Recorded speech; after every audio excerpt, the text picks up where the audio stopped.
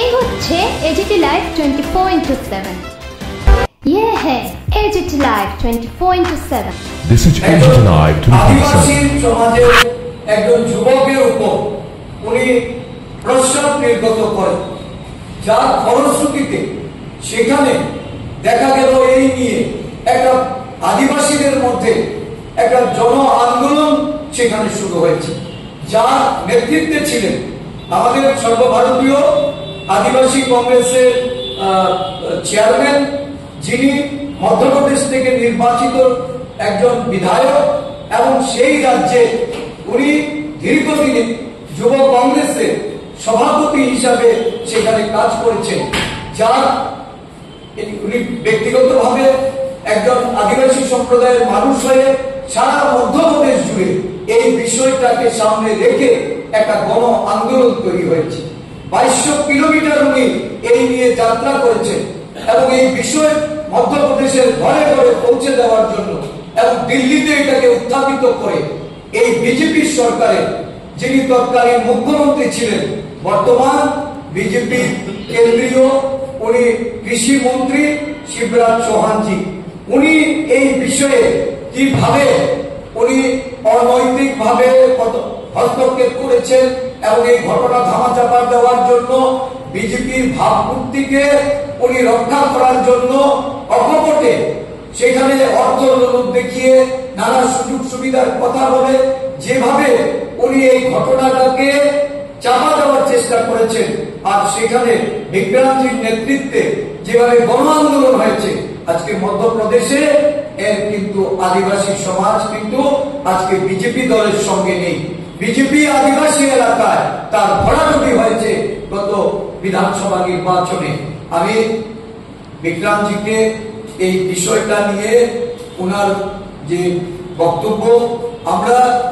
আজকে যতটুকু জেনেছি, একটা নাটকীয় মোড় দেওয়ার জন্য সুদীপ বাবুর যে আবাসিক যে স্থল, এই আমাদের এমএলএ হোস্টেল, এই এমএলএ হোস্টেলে উনি যেখানে অবস্থান করেন, পারিবারিক ওনার এই হোস্টেলের ওনার অবস্থান, ওনার স্ত্রী ওনার শিশুরা ওইখানে থাকে, অত্যন্ত বর্বরচিত ভাবে, জঘন্য ভাবে, নিন্দা জানানোর কোনো ভাষা নেই।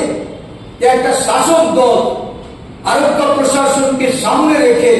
আজকে যে ঘটনাটা তারা ঘটিয়েছে, যেভাবে এই সরকারি আবাসে গিয়ে তারা হামলে করেছে, গেট ভেঙেছে, সেখানে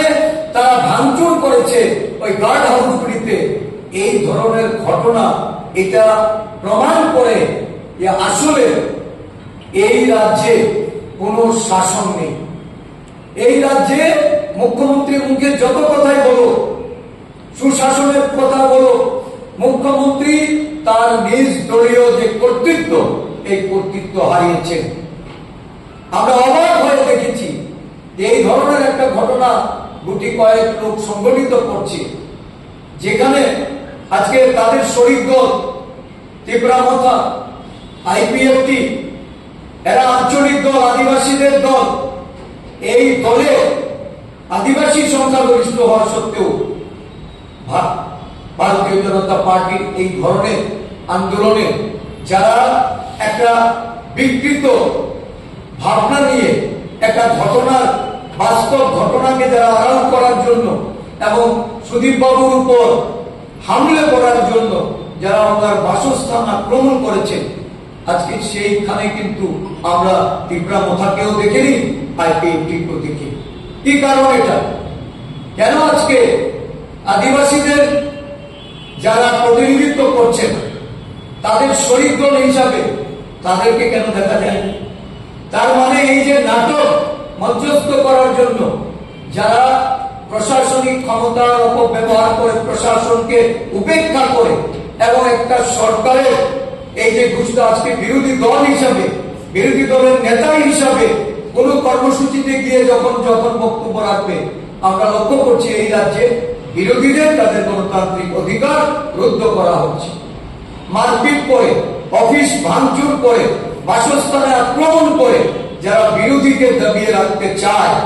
আসলে বাস্তব ঘটনা এটা কিন্তু কখনো লুপাট করা যাবে না, সেটাকে ঢাকা দেওয়া যাবে না, এবং সেটার জন্য সম্মুখে আসলে তার থেকে কিন্তু তারা কখনো এই আদিবাসী সমাজের কাছে তাদের এই যে বার্তা, এই বার্তা কখনো এটা সঠিক হবে না,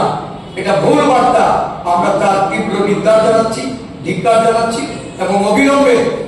যারা এই ধরনের ঘটনা যুক্ত হয়েছে তাদের বিরুদ্ধে প্রশাসনিক ব্যবস্থা গ্রহণ করার জন্য